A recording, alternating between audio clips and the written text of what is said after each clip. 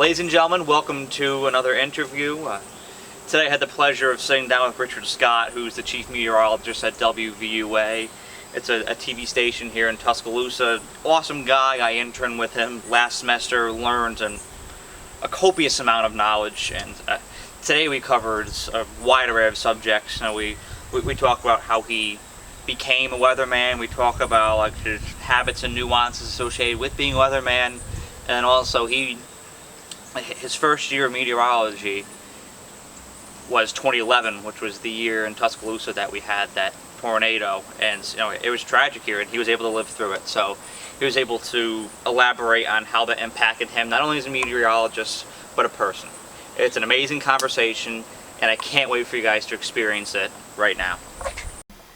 Ladies and gentlemen, welcome to another interview. Today I'm fortunate enough to be sitting beside Richard Scott, who's the chief meteorologist here at WVUA-23.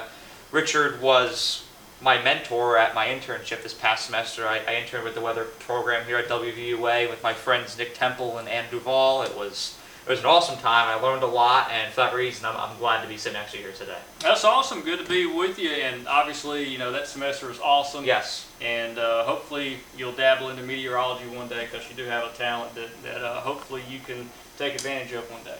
I appreciate it. I mean, I've been thinking about potentially putting like one of my forecasts on the end of this. Oh, that'd be awesome. Interview, just because I like it. Like it just flowed naturally, yeah. But there's so many little nuances too that when it comes to the transitions, like you can be charismatic, but there's so many different nuances that you taught me along the way. Like the little town of Demopolis, the metropolis of Demopolis. That's it. That's their slogan. I said that to Zeke when I came in. Yeah. Wait, did I come up with that? Yeah. Oh my God. No, that's their quote. They go by that quote. They use that slogan all the time. You just made that up, and I'm like, oh my gosh, that's what they say all the time. The metropolis of Demopolis. I just heard Demopolis. I'm like metropolis. The rapper inside me was just like, this rhymes. Oh my gosh. Yeah, no, those are good times, and I'm excited to enjoy plenty more here today. Awesome. So I guess the first question to begin with today is, how do you prepare for and execute like a daily weather forecast? Well, on days where the weather's quiet, it's not a big deal. Mm-hmm. Come into work, put a forecast together, use computer model data. That's kind of like a simulation of the atmosphere. Look at what's happening kind of around us, what trends are, and I can put together at least a decent forecast with very little effort, because I look at model data all the time. New computer models come out different times of the day, and I look at those compared to the real world, what's happening. And that's how I'm able to actually get the specific numbers, the specific rain chances, and tell people what's going to be happening. On more complicated days like severe weather, you have to go in a lot more detail. You have to literally cross-examine the entire atmosphere, the whole column, to see where there's more potential for certain types of weather, whether you have a severe weather event or winter weather. The rabbit hole goes very deep when it comes to that, and I've been looking at this since I was a kid, and I'm able to see stuff that sticks out. My brain's like a catalog of statistics when it comes to severe weather. I can look at that and say, hey, I've seen this before. This is what happened on that day. This could happen again. And as a forecaster and meteorologist, that kind of gives you an advantage. But it's the backyard advantage, because I grew up here, so I know this area very well. Now, is there, when you're making a forecast, so you've got that catalog in your back head, like the back of your head, like your head is full of data, and I constantly see you spewing that out. It's amazing. That's why I love watching your forecasts. Do you, when you're preparing, do you have an emphasis at all on entertaining? Because like on those dry days, like, it's easy to have content on a stormy day, and obviously you don't wish for a stormy day, especially here because it's so severe.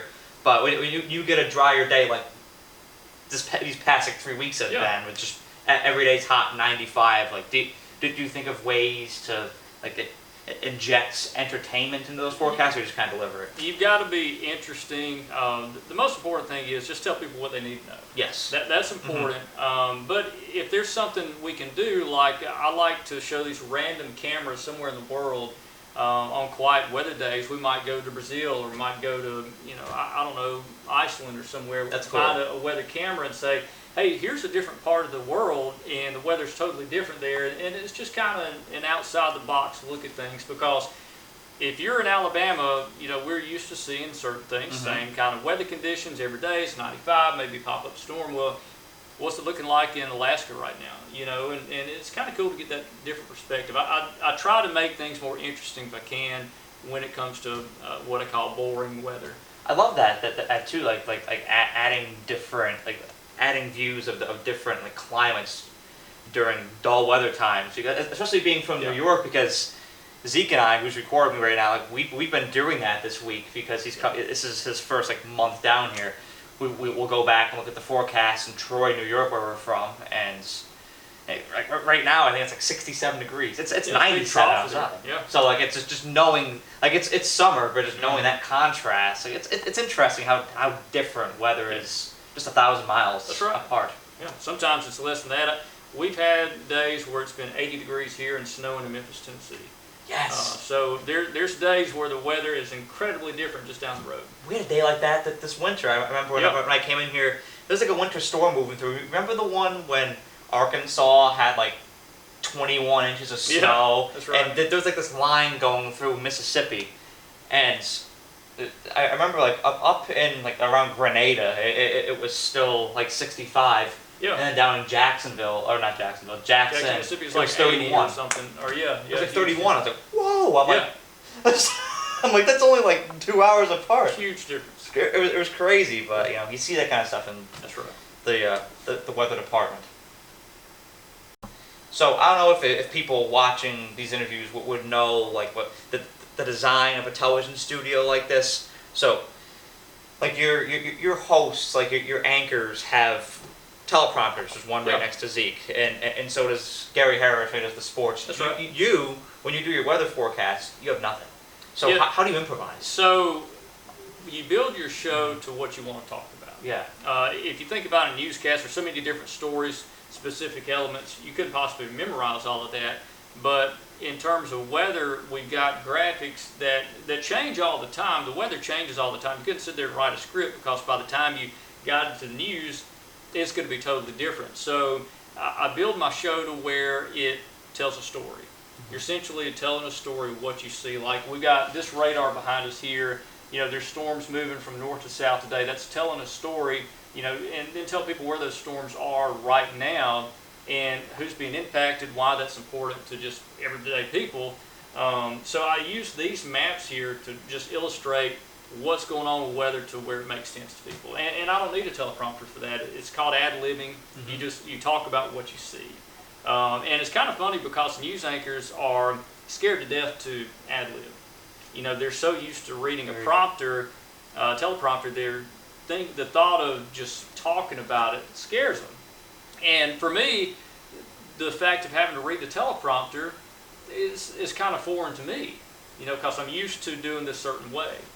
It's weird to think about too. It's almost like the way that you can wire your brain to think one way or the other. You and I are both good at ad-libbing because you do the weather forecast and I do the food reviews and the interviews. We're good at going off the cuff. That's right. But I'm the same way as you though. Whereas if I were to sit there behind that desk like Chelsea does, I'd actually be shaking my boots. I'm not gonna lie, because the words are flowing and they're flowing fast, and I gotta read them all. I'd actually be nervous. I sit there and wonder. I'm man, how's she doing that right now? Because just just having to read those words off the screen, that would kind of terrify me a little bit. Yeah, and the names, that's my biggest thing, is mispronouncing somebody's name. Yes. And they do that all the time. They have to read out these names. I'm like, how do you just like that, you can say that person's name and it looks odd, it's a different name, but they pronounce it right. And that takes talent and practice, that's something they're good at. Mm-hmm. Just like you're good at looking at one of these maps. It's like being a financial advisor, right? Yeah. Where you're just telling the story, you're decoding what's happening, and you can just do that while you're on air. That's right. It's just it's second nature to you. If you think about severe weather and tornadoes, that's essentially what we're doing nonstop. So if there's a tornado in a spot, you're watching that storm and changes of that storm, where it's going to go, and using meteorology, the knowledge of the science of how these things actually operate. And you can sit there and look at a storm and say, all right, this thing is about to produce a tornado. This is where it's going to drop a tornado. And I can look at that and actually tell you to the street where it could happen and just try our best to give the best warning we can, because when it comes to severe weather, it's a big deal. You know, that's when people die in tornadoes here. And just to try to give them the best information I can, and it changes so fast you can't write a script to that. Now that actually segues into another question that I have for you when it comes to severe weather. Yeah. So this is a multifaceted question.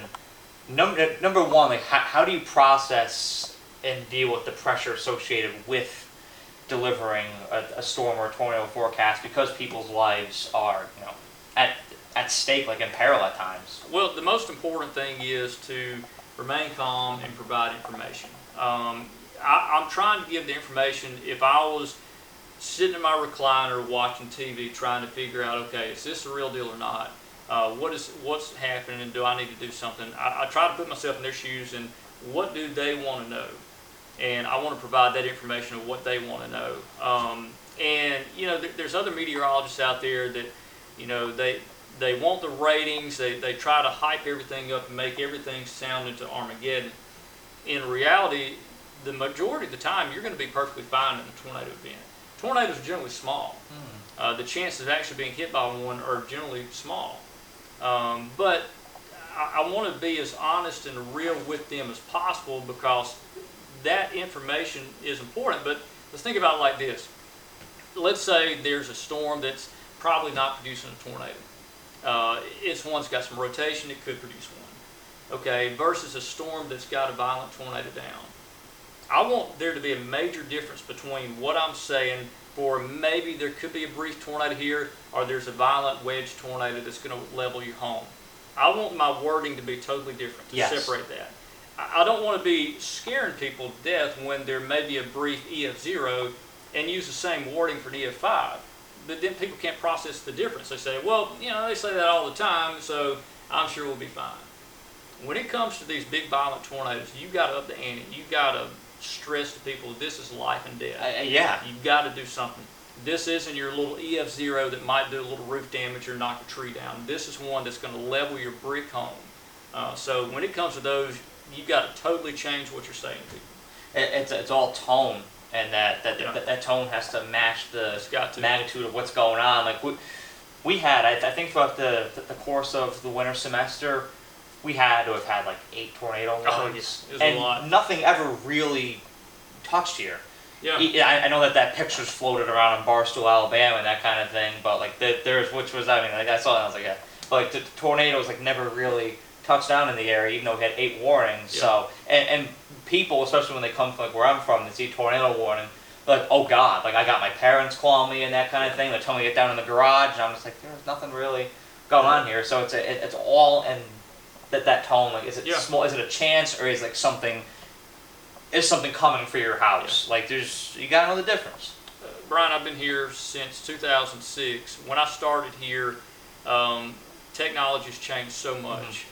Back in the day, we didn't have dual pole radar. We couldn't actually see debris on the radar. The radar was terrible, but it's changed so much now to where we can see all these incredible dynamics coming together. Yeah. I can see everything that's coming together, and I know a tornado's about to drop. I can tell you with almost 100% certainty, a tornado's going to drop right here in 5-10 minutes from now. And it will happen. You know, you've got to take the data you've got, the information you've got, and just try to tell people, hey, this is what's happening. This is a big deal, or it's not a big deal. There's been plenty that I've said, hey, look, I think we're going to be fine here. The rotations are dying out. There's still a tornado warning. You know, let's stay in a safe place. I think we're going to be just fine. We'll watch it. If something changes, you know, we're going to let you know about it. So you just got to have a different tone. And that's important, to be honest and not an alarmist. You know, it's almost like, you know, because there's honest doctors, and then doctors want to get money out of you. Yeah. You're the honest doctor that tells you this is what's wrong with you. Well, you think about it, if you hype everything up, everything's a big deal, people are going to stop listening. Absolutely. You know, they're like, he's just blabbing around about, you know, there's a big tornado. It's probably not anything. So you got to be real, people. And that's my biggest thing. Be real, be honest, and just tell people what's happening. Yeah, keep it 100 and don't be the boy that cried wolf. That's right. So back on April 27th, 2011, there's probably one of the most, the most devastating weather event ever happened here in Tuscaloosa, the tornado that destroyed all of McFarland Avenue. Now, you were here working at WVUA when that happened. So how did that change your perspective as not only a meteorologist but a person in general? So that was an interesting event. It was the biggest event of my lifetime. And for what's interesting, for just about every broadcaster out there that's still in this business, it was one of the most violent tornado outbreaks of our time. It was a big deal, and it was an event that we knew was going to be a big deal leading up to it. And so I was a year out of college. I was fresh blood, as they call it. I was young. I was 24 years old when the tornado came through Tuscaloosa. We had 62 in Alabama that day. Covered every one of them. When the event started, let me go back before that event. I'd get excited about severe weather. This is adrenaline. This is awesome. It's so awesome to cover this and to see this. But when that happened, it totally changed my perspective. I don't want to see severe weather. I'm good. Yeah. I'm done with severe weather. When you see, 10 minutes after the tornado hit Tuscaloosa, and you actually see people crawling out of rubble of what's left of their house, and people crying and covered in blood, and just the sounds of the sirens all around you, it's such an odd feeling. The smells are strong. When a tornado goes through a major populated center, like Tuscaloosa, it picks up everything and smashes everything. And we lost power here at the TV station when it happened. And the reason for that, we didn't have backup generator then. We've never needed one. We're on the university's power supply, so we never needed that backup supply. We've always continued to be able to broadcast no matter what.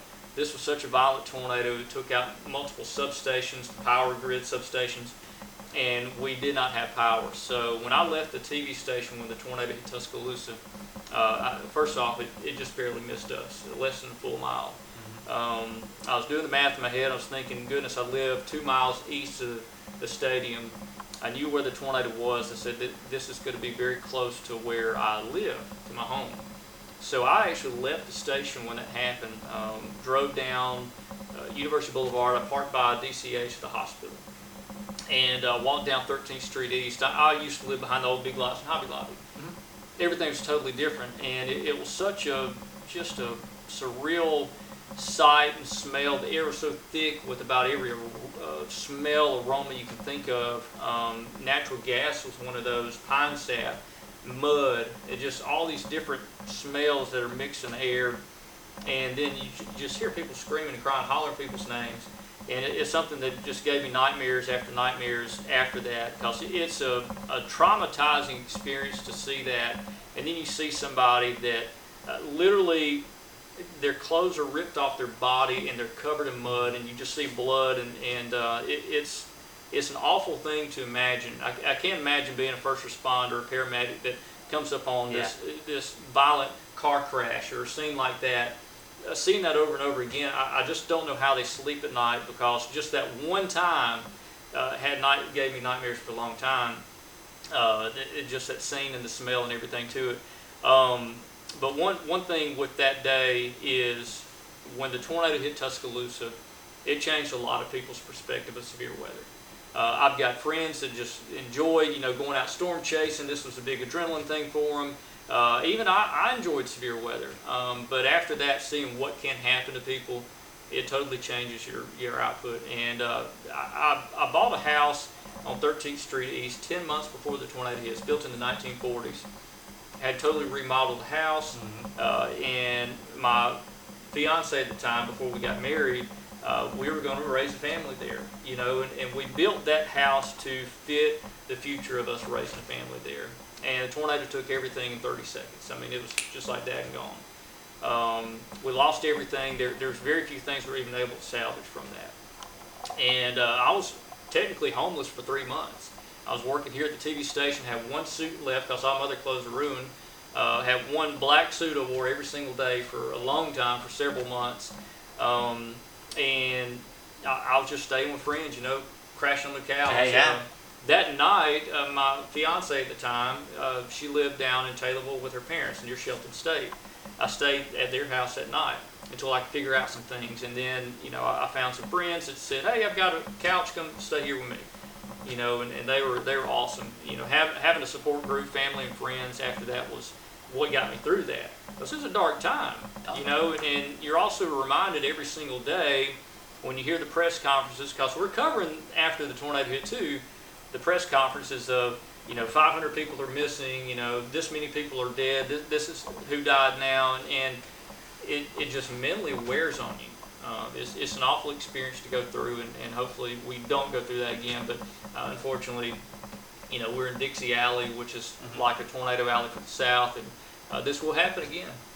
Yeah, and a lot of people don't know that before they come down here. I didn't know. Like I knew about the tornado alley back in high school, like Oklahoma and Kansas and Nebraska and all that. But I never knew that Alabama and Mississippi were like an extension of that with the Dixie Alley, to where you're susceptible to to tornadoes in the tornado season, and it's like February to May, right? Yeah. So our biggest, really, I mean, you could say November through May, but we have a little break sometimes in January.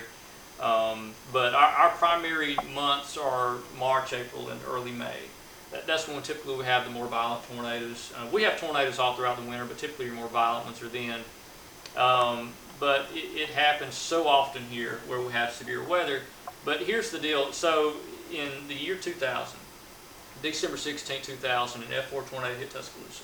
11 people died, several hundred were injured. That was one day where there was one tornado in all of West Alabama, all the way from the Tennessee state line down to Gulf Shores. It only takes one. That's what I have to tell people over and over. Yeah. Even in these smaller events, look, if there's a tornado in your neighborhood, it's a big deal for you. I mean, this is life and death for you. It doesn't have to be 62 like on April 27th. And 62, by the way, that's the number for specifically Alabama. There were, I want to say, over 200 tornadoes across the southeast that day. Yeah, because there's some going through like Mississippi here, like right past Tuscaloosa. Were there any in Georgia that day too? Georgia, Tennessee, Kentucky was hit hard. Kentucky was hit hard. I know that. Very large outbreak. Wow. Well, I wonder what caused one of that magnitude, because that's a wide range. So with severe weather, you need several things. Number one, you got to have instability. The Gulf of Mexico, the warm air comes off the Gulf. You got to have that feed of moisture and instability. Another thing you need is wind shear.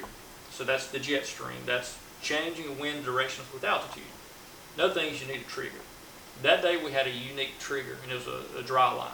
Typically, dry lines are focused on the plains in Tornado Alley. We had one here. That's the reason that day, if you go back and look at YouTube, see all these videos, and these tornadoes are just beautiful. You can see them from miles away, like out in the plains. Typically, our tornadoes are rain wrapped, but because we had a dry line feature, the tornadoes were all exposed. And they were not wrapped around in rain and curtains of rain, so it was a very odd situation that day.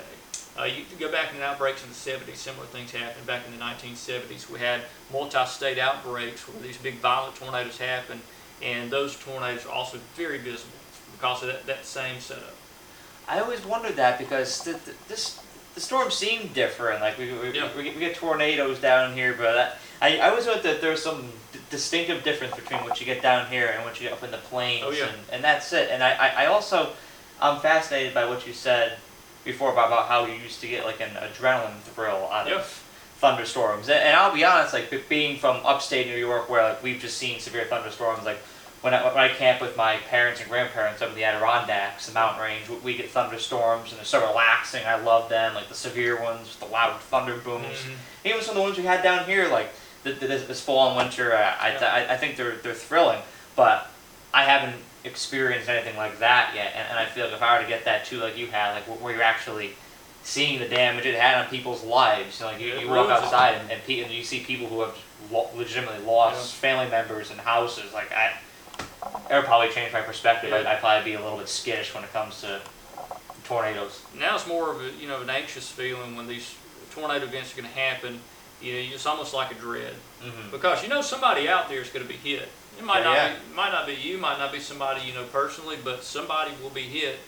And you go to these places after the tornado hit, and you smell that same smell, and it's just so eerie, it just takes you right back. And I remember there was an event over in Saps, Alabama, where I want to say 3 people were killed by a tornado. Went through kind of an older home community. The houses wasn't really built as efficient as some of the newer homes you might find now.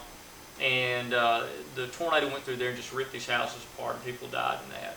And I remember going out there, and I did a story on their storm shelters. They were opening up community storm shelters. I went out there and did a story on this, just to try to urge people, hey, look, this is happening.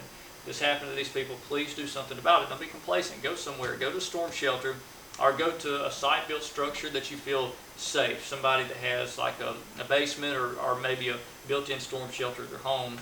And I remember when I went out there and opened the door of the car, and I could smell that smell. I'm like, oh my gosh, that was just immediately take you back, and it's such a, just kind of makes you nauseous almost. And then another smell is after a tornado hits. If a tornado hits your house, it rains in your house if your roof's gone, and everything begins to have that strange sour smell. And it's the only time I've ever smelled that was 2011 in my own house. And then after a tornado hits somebody's house, usually several days later, you smell that again. And it takes you right, it's a very distinct odor, incredibly distinct. And I never even thought about like the odor before, like how there'd be a stigma attached to that. But when you've experienced it and you smelt it, and it's gonna bring you right back. But it's good that now I wasn't here in 2011, and correct me if I'm wrong, but from what I've seen here at UA especially, like we've got storm shelters all over. Like we've got North Lawn as a huge storm shelter. We've got them all in my apartment complex. We go down to the parking garage. Like I feel like we're prepared now because of 2011. We won't have as much, and like buildings are built sturdier now because of it. Whereas back then, we never really experienced much like that here. So it kind of caught us off guard. It's really interesting to see how that does change, and it does change a lot, where you've got, like in December 16, 2000, there are so many homemade storm shelters that people will build into a bank of their house, some sort of hillside or something, and they use mesa block and rebar and concrete, and you see these scattered around, and oh, that was the moment they started building that, because of December 16, 2000, because that's kind of the style at the time. After April 27, 2011, these storm shelters developed everywhere. Yeah, like bigger buildings for you to go into, like a North Lawn, where you know if you go in that thing, or like our gyms, like the rec center, you know you're gonna be fine if you if you get a storm, you go in, like that building is sturdy enough to withhold. Whereas if you're in like a more like loose structure, like a house, like a single story ranch, something like that. Yeah. Or a mobile home. Or a mobile home. There's a huge mobile home population in Alabama. And we see over and over again, some of these smaller tornadoes, like EF0s, EF1s, people are dying in mobile homes because they don't seek alternative shelter. And that's kind of a discouraging thing to do. So we're trying to communicate better to people. Hey, this is, even though this is a smaller tornado, it will rip apart a mobile home, so you got to get out of that. Yeah, that's. I didn't even know about the whole mobile home population either. That's because those things can. I mean, you're on wheels. I mean, that thing could get sucked up like that. So it's important to relocate to a better structured building, and it's great that we have a plethora of those in this area now. Brian, I get this a lot whenever there's a mobile home. There's a tornado in the mobile home path of a tornado. And I'll say that over and over again. So, hey, if you're in a mobile home, get out of that, find a site-built structure. Important. And after, a severe weather event, I always get that call, or somebody asks on Facebook or Twitter or whatever, why do you got to pick on us in a mobile home? We're in a trailer, we're happy here, this is all we can afford, or this is what we'd love to live in. We get that so many times. I'm like, look, I'm just trying to be honest with you. Statistics, data, every tornado event we see, a mobile home cannot withstand that. I'm not just trying to say pick on you or anything. Yeah, I want you to know that if there's an EF0 or an EF1, it will destroy this structure. I didn't build it, I didn't design it. That's just what will happen. So we try to just be honest with people and say, hey, you need to get out of that. Yeah, like it's not an insult. You don't want anybody to lose anything, die. I mean, my God, you stay in that. I mean, the chances of you surviving are marginal. So it's important to be aware in that sense in storms and know when it's time to go down or go to a storm shelter or something like that. You know, I can't be stressed enough.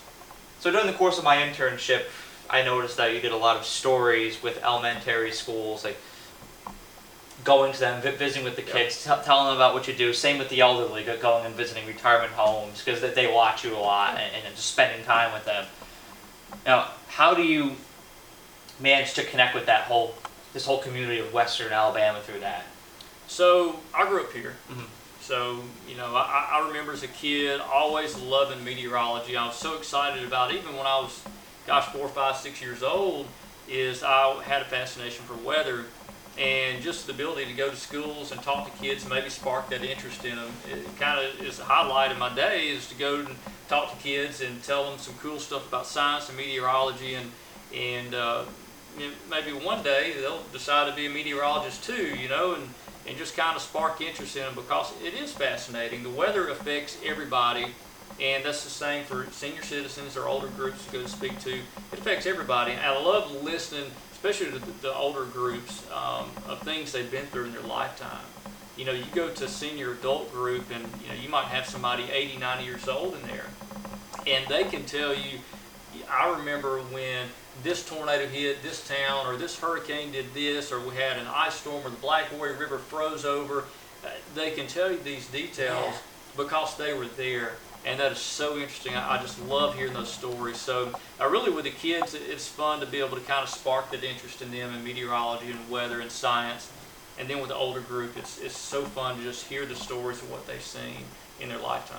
It's different. Like you're learning from the older people. Like you're gaining perspective. Not necessarily not with the children, but with the children, you're more so informing them, like telling them what you do. And correct me if I'm wrong, but didn't you meet James Spann when you were like 8, 9 years old? When I was a kid, yeah. So James, he works in the same market as us, and he's a really cool guy, and helped spark that interest in meteorology for me. And so when I was a kid, he kind of pointed me in that direction where I need to go, because I knew this is what I wanted to do, but I didn't know how to get there. So he was kind of like a little bit of a guidance for me to share that direction of, hey, this is where you need to go to school, this is what you need to do to be able to have a successful career in this business. And that was really cool for him to do that. And we talk a lot now. You know, we technically compete, you know, in the same market, but it's fun to be able to communicate with other meteorologists, and not just Spann. You know, Wes White, who's chief at WVRC in Birmingham, he was the chief here when I started as just an intern and built my way up. So, you know, it's awesome being able to, you know, stay in communication with these people that were a big deal in my life to get me to this point in my career. And I'm very grateful for having that opportunity with them, and still to be able to communicate with them now, you know, and talk to them about weather events and kind of, you know, nerd out about weather events. Yeah. Call each other and look at computer model data, and you know, what do you think and what do you see, and you know, it's really fun to be able to do that. Yeah, to have somebody who's who's like passionate, that deeply embedded in meteorology as you are, and you never know if you're going to be one kid's James Spann, you know what I mean? Like you never know if you're going to be one that's going to find one kid that nerds out about weather, and you're kind of like his guiding stone, like compass throughout his childhood, so that he can know like what college to go to, what program to get into, you know, where you want to be, which one your first job to be. You know, like now with the experience you have, you can be that for a kid, and that's really cool. And then with the elderly population, it's I don't know, I always love talking to the elderly, because like they've literally seen everything. Like back where I'm from, like, you know, you talk to them about like the Black Warrior freezing over and that kind of thing, which is, trust me, that's rare here. I don't know if I'll ever see that. It doesn't happen often. And up by us, the older people always tell me about snowstorms. Yeah, like the blizzards in the 70s, and you know, some of those up there, nor'easters you guys get. Those are so fascinating storms, and I've actually met people from there. There's a church group that I spoke with recently. It's Holy Spirit Catholic Church here in Tuscaloosa. Yeah.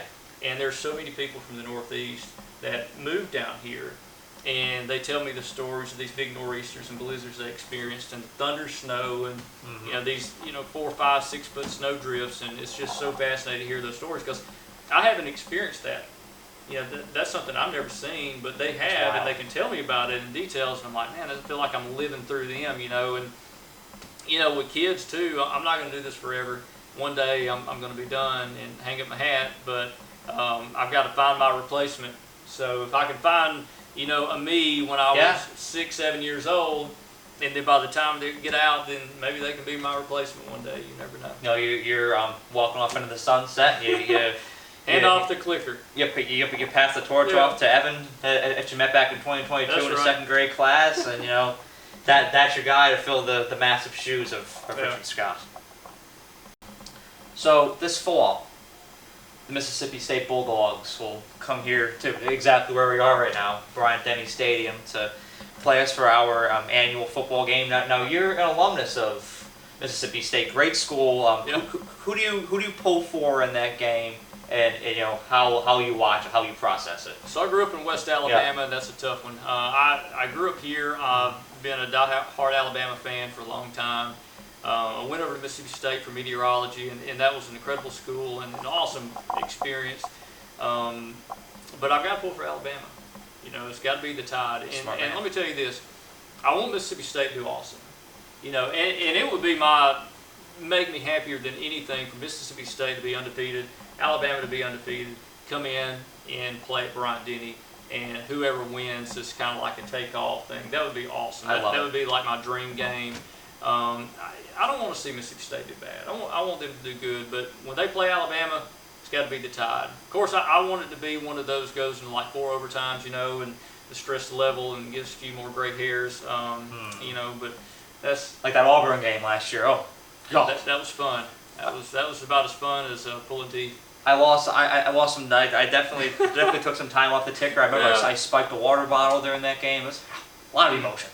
a lot of emotion. Yeah, it was. We pulled off in the end, but there was a lot of emotion in that. And you know, the same with both Mississippi teams. I mean, when Ole Miss or Mississippi State are playing us, and even Georgia for that fact, like when they're playing us, obviously I pull for the Tide. But if they're playing another school in our conference, like an A&M or Tennessee or Florida or LSU, I'll always pull for like Ole Miss or Mississippi State. Sure, just like they're a neighboring state. You know? That's right, and you want also SEC teams to do good and dominate. That's a big deal.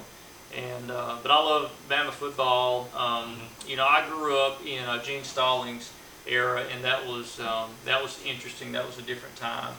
And when Gene Stallings was the head coach here, it was cool to see. It was kind of like a little bit of a miniature version of Nick Saban's era.